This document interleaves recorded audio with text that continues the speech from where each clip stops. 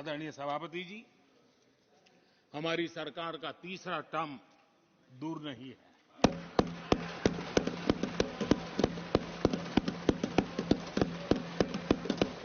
कुछ लोग इसे मोदी 3.0 कहते हैं। मोदी 3.0 विकसित भारत की नींव को मजबूत करने के लिए पूरी शक्ति लगा देंगे। आदरणीय सभापति जी, अगले 5 साल में भारत में डॉक्टरों की संख्या पहले की तुलना में अनेक गुना बढ़ेगी। मेडिकल कॉलेजों की संख्या बढ़ेगी। इस देश में इलाज बहुत सस्ता और सुलभ हो जाएगा। आदरणीय सभापति जी, अगले 5 साल में हर गरीब के घर में नल से जल का कनेक्शन होगा। आदरणीय सभापति जी, आने वाले 5 साल में उन गरीब को पीएम आवास जो देने हैं, एक भी वंचित नहीं रहे, इसका पक्का ख्याल रखा जाएगा। अगले 5 साल सोलर पावर से बिजली बिल जीरो। देश के कितने नागरिकों, करोड़ों नागरिकों को बिजली बिल जीरो। और ठीक अगर आयोजन करेंगे तो अपने घर पर बिजली बना करके बेच करके कमाई कर पाएंगे। ये अगले 5 साल का कार्यक्रम है। आदरणीय सभापति जी, अगले 5 साल देश में पाइप से गैस के कनेक्शन पूरे देश में नेटवर्क बनाने का भरपूर प्रयास किया जाएगा। सभापति जी, आने वाले 5 साल हमारी युवा शक्ति का दम पूरी दुनिया देखेगी। आप देखना आदरणीय सभापति जी, हमारे युवा स्टार्टअप्स, युवाओं के यूनिकॉर्न, इसकी संख्या लाखों में होने वाली है। और इतना ही नहीं, टियर 2, टियर 3 सिटी नए स्टार्टअप से उसकी एक नई पहचान के साथ उभरने वाला है। ये मैं 5 साल का चित्र मेरे सामने देख रहा हूं। आदरणीय सभापति जी, रिसर्च फंडिंग, उसकी वृद्धि का प्रभाव आप देखना। पिछले 7 दशक में जितने पेटेंट नहीं हुए हैं, उतने रिकॉर्ड पेटेंट फाइल होने का दिन आने वाले 5 साल में मैं देख रहा हूं। आदरणीय सभापति जी, आज मेरे मध्यम वर्ग के लाखों बच्चे विदेशों में पढ़ने के लिए चले जाते हैं।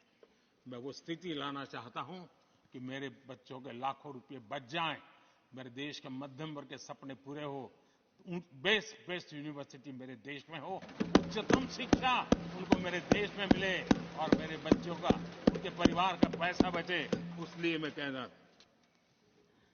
आदरणीय सभापति जी, आने वाले 5 साल आप देख रहा, कोई भी इंटरनेशनल खेल की कंपटीशन ऐसी नहीं होगी जिसमें भारत का झंडे हर जगह बनना था। मैं देखने वाला हूं 5 साल खेल जगत के अंदर दुनिया में भारत के युवा की शक्ति की पहचान देना है। आदरणीय सभापति जी, आने वाले 5 साल में भारत का पब्लिक ट्रांसपोर्ट पूरी तरह ट्रांसफॉर्म होने वाला है। अगले 5 साल में गरीब और मिडिल क्लास को तेल और शानदार यात्रा की सुविधाएं बहुत आसानी से मिलने वाली है, तेज मिलने वाली है, पूरी ताकत से व्यवस्था होने वाली है। अगले 5 साल में देश बुलेट ट्रेन भी देखेगा और देश वंदे भारत ट्रेन का विस्तार भी देखेगा। आदरणीय सभापति जी, अगले 5 साल में आत्मनिर्भर भारत का अभियान नई ऊंचाई पर होगा। देश हर क्षेत्र में आत्मनिर्भर होता नजर आएगा।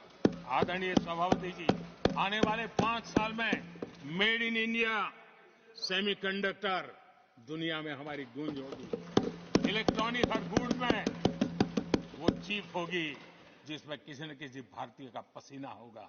आदरणीय साहब, दुनिया के इलेक्ट्रॉनिक बाजार में एक नई गति का सामर्थ्य आने वाले 5 साल में देश देखेगा।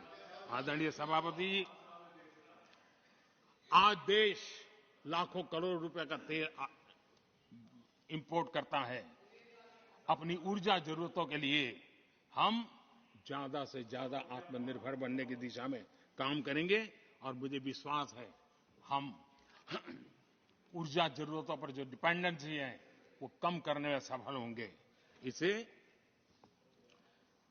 इतना ही नहीं, आदरणीय सभापति जी, ग्रीन हाइड्रोजन अभियान, हम दुनिया के बाजार को लालायित करने की दिशा में आगे बढ़ रहे हैं।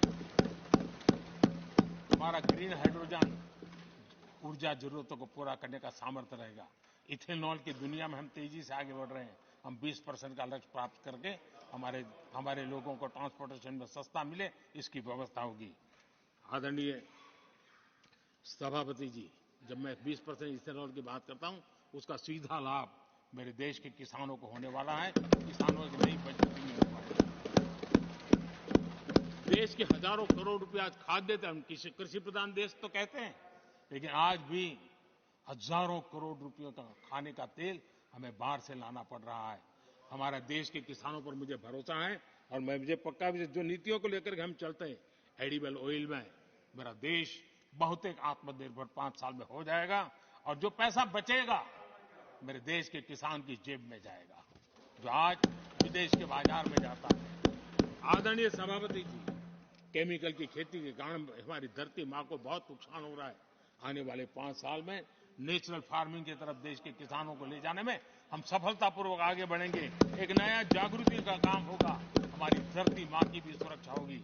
आदरणीय सभापति जी, नेचुरल फार्मिंग बढ़ने से दुनिया के बाजार में भी हमारे उत्पादों की ताकत बढ़ने वाली है। आदरणीय सभापति जी, यूएन के माध्यम से मैंने मिलेट का अभियान चलाया। श्री अन्न तक के रास्ते आज हमने उसकी पहचान दी है। मैं वो दिन दूर नहीं देखता हूं जबकि आने वाले 5 साल में दुनिया के बाजार में सुपर फूड के रूप में मेरे गांव के छोटे छोटे किसानों के द्वारा पैदा हुआ मिलेट, श्री अन्न, दुनिया के बाजार में प्रतिष्ठा होगी, सुपर फूड की प्रतिष्ठा होगी। आदरणीय सभापति जी, ड्रोन खेतों में एक नई किसानों की ताकत बन करके उभरने वाला है। 15,000 ड्रोन दीदी का कार्यक्रम ऑलरेडी हम लॉन्च कर चुके हैं। ये तो शुरुआत है, आगे बहुत सफलता दिखती है। आदरणीय सभापति जी, हम नैनो टेक्नोलॉजी को एग्रीकल्चर में लाने में प्रयोग अब तक सफल हुए हैं। हमने नैनो यूरिया में बहुत बड़ी सफलता पाई है, नैनो डीएपी की दिशा में सफलता पाई है और आज एक बोरी भर खातर लेकर के घूमने वाला किसान एक बोतल के खातर से काम चला लेगा, वो इतनी दूर नहीं है। आदरणीय सभापति जी, सहकारिता क्षेत्र में हमने एक नई मिनिस्ट्री बनाई है। उसके पीछे इरादा है कि एक सहकारिता का पूरा जन आंदोलन नई ताकत के साथ उभरे और 21वीं सदी की आवश्यकता के अनुसार उभरे, उसको भी हम, और उसका सबसे बड़ा लाभ, हम 2 लाख भंडारण का काम जो हाथ में लिया है, जब 5 साल के भीतर वो पूरा हो जाएगा, छोटा किसान को भी अपनी पैदावार को रखने की जगह मिल जाएगी। किसान तय करेगा किस भाव से बाजार में बेचना है, नहीं बेचना है। उसको जो बर्बाद होने का डर था वो खत्म हो जाएगा और किसान की आर्थिक ताकत बढ़ जाएगी। पशुपालन और मछली पालन पक्का मैं कहता हूं नए रिकॉर्ड बनाने वाले। आज हमारे यहाँ पशु की संख्या है लेकिन दूध की उत्पादन कम है। हम इस स्थिति को बदल देंगे। फिशरिंग एक्सपोर्ट करने की दुनिया में हम बहुत बड़ी तेजी से विकास करेंगे, ये भी मेरा पूरा विश्वास है। हमने एफपीओ की जो रचना का प्रारंभ किया है, अनुभव बहुत अच्छा है। 5 साल के भीतर किसानों की एक नई संगठन की शक्ति और कृषि उत्पादन में वैल्यू की ताकत, ये लाभ मेरे देश के किसानों को अवश्य मिलने वाला है। आदरणीय सभापति जी, G20 की सफलता ने साफ कर दिया है और दुनिया में कोविड के बाद जो खुलापन आया, उस खुलापन का सबसे बड़ा लाभ हमने देखा है कि विश्व का ध्यान भारत की तरफ गया है और इसलिए एक बहुत बड़ा क्षेत्र टूरिज्म आने वाले दिनों में होने वाला है और जो सबसे ज्यादा रोजगार देने वाला है। आज विश्व के कई देश हैं जिसकी पूरी इकोनॉमी टूरिज्म पर निर्भर है। भारत में भी बहुत से राज्य ऐसे बन सकते हैं जो उनकी पूरी इकोनॉमी का सबसे बड़ा हिस्सा टूरिज्म होगा और वो दिन दूर नहीं है जिन नीतियों को लेकर के हम चल रहे हैं। भारत एक बहुत बड़ा टूरिस्ट डेस्टिनेशन बनने वाला है। आदरणीय सभापति जी, जिसका हिसाब किताब पहले बहुत कम हुआ करता था, जिसकी बातें सुन करके हमारी मजाक उड़ाई जाती थी, जब मैं डिजिटल इंडिया की चर्चा करता था, जब मैं फिनटेक की चर्चा करता था, तब मैं जरा आउट ऑफ बॉक्स की बातें कर रहा हूं ऐसा लोगों को लगता था। आउटडेटेड सोच वालों के लिए सामर्थ्य का अभाव था, लेकिन मैं पूरा विश्वास से कहता हूं आदरणीय सभापति जी, आने वाले 5 वर्ष डिजिटल इकोनॉमी की दुनिया में भारत का डंका बजने वाला है। भारत एक नई शक्ति है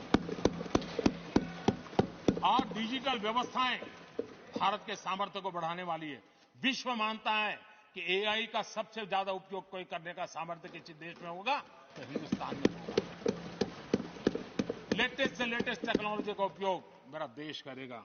आदरणीय सभापति जी, स्पेस की दुनिया में भारत का नाम रोशन हो रहा है।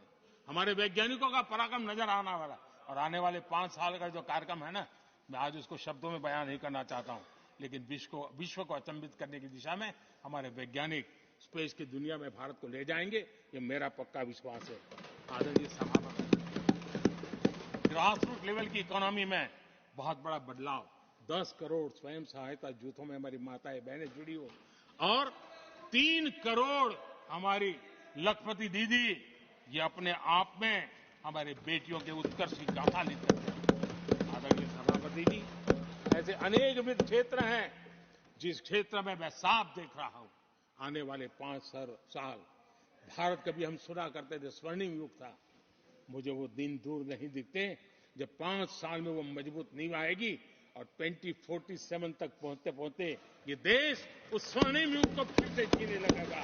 इस विश्वास के साथ आदरणीय सभापति जी, विकसित भारत ये शब्दों का खेल नहीं है, ये हमारा कमिटमेंट है, और इसके लिए हम समर्पित भाव से, हमारी हर सांस उस काम के लिए है, हमारी हर पल उस काम के लिए है, हमारी हर सोच उस काम के लिए समर्पित है। उसी एक भावना के साथ हम चले हैं, चल रहे हैं, चलते रहेंगे, और देश आगे बढ़